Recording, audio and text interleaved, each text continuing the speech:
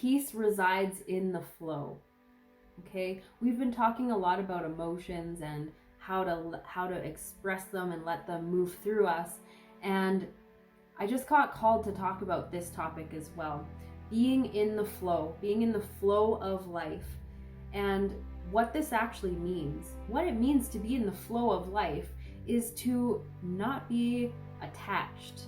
This goes for a lot of things. Not being attached to our material possessions, not being attached too much to other people, like in unhealthy ways, not being attached to situations, because a lot of suffering comes out of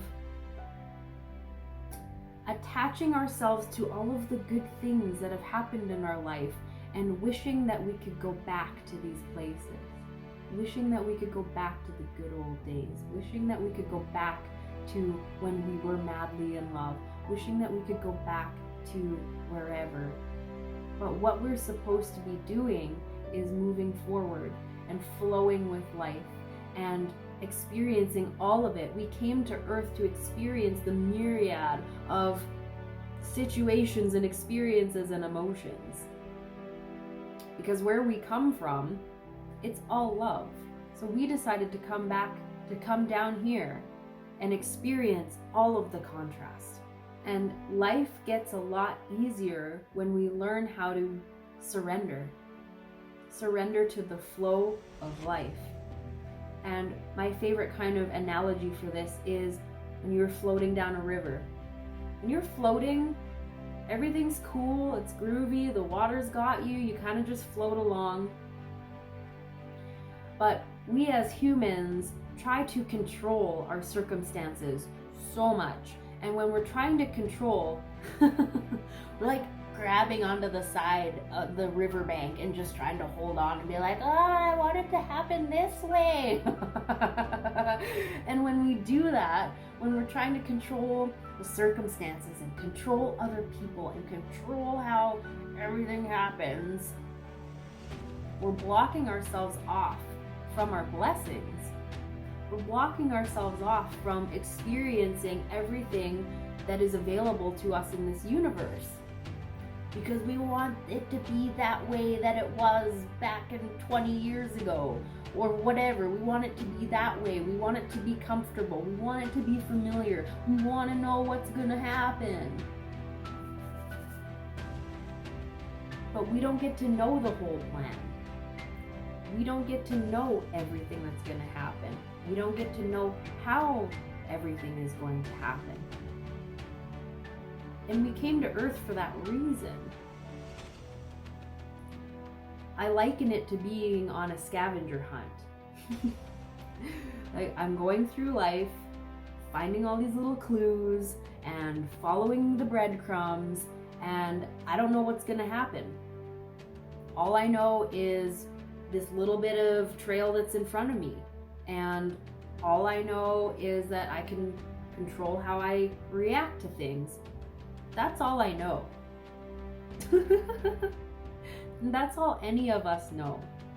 And we create a lot of tension and resistance for ourselves when we try to know everything, when we try to control all of the circumstances, when we try to make the people around us show up in a certain way that so that we can feel okay. None of that stuff is in our control. And when we try to control it, then it kind of messes with us. And this is where a lot of depression and anxiety can stem from, is trying to control everything. When in actual fact, there is a divine order to everything that's happening. And we don't know. So to be in flow in life is to be in surrender and trust. Trust in what? Trust in the universe, trust in God, trust in source, trust in your higher power, trust in that magnificent force that gives life to everything in and around us, to lead us in the right direction, to lead us where we're supposed to go, to lead us to the blessings, to lead us to the lessons that we actually need, to lead us through to the things that we need, not necessarily the things that we want. We are here to learn and grow and evolve and to help each other. And so many of us are seeking outside of ourselves for peace, for validation, and for guidance, when everything that you need is inside of you. Everything that you need is within. All the guidance you need, all the validation you need, all the peace you need is inside of you. Just like that video, The Divinity Within, that I did the other day. I'll link it here or here. Go check it out. Listen to this legend, because it tells such a profound story. And the more that I'm studying spiritual awakenings, Kundalini awakenings, the more this story is being reinforced, because when we go through a massive spiritual awakening, it's forcing us to go inside.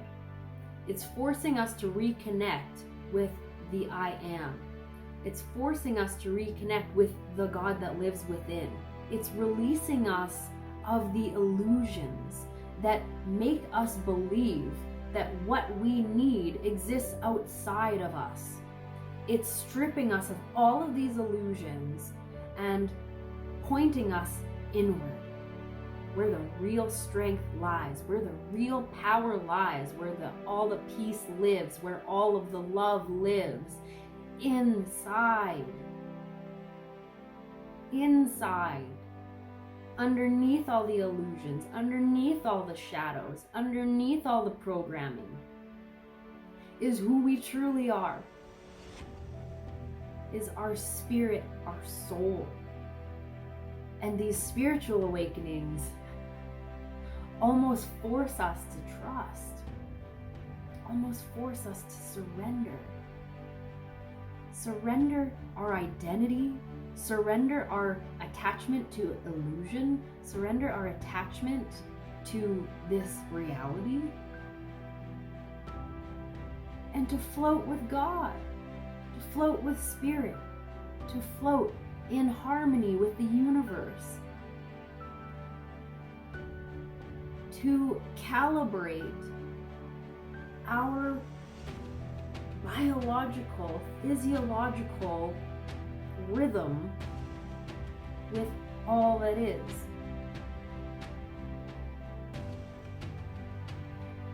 It's bringing us back to our natural state, is what's really happening. And in that natural state, we are flowing. We are embodying the water. We are going with it. We are the trees blowing in the wind. But when we go inside and we do that work, we can be blowing in the wind and also firmly rooted in something that is so much stronger than anything in this physical reality. I went on a bit of a tangent there, but there you go. Let me know what you think of this concept in the comments below. And if you love this video, please share it with someone that you think might benefit from this message. And if you want more videos like this, be sure to subscribe down below and hit that bell notification so you get notified when I put out new videos. Sending you guys tons of love, and I'll talk to you soon.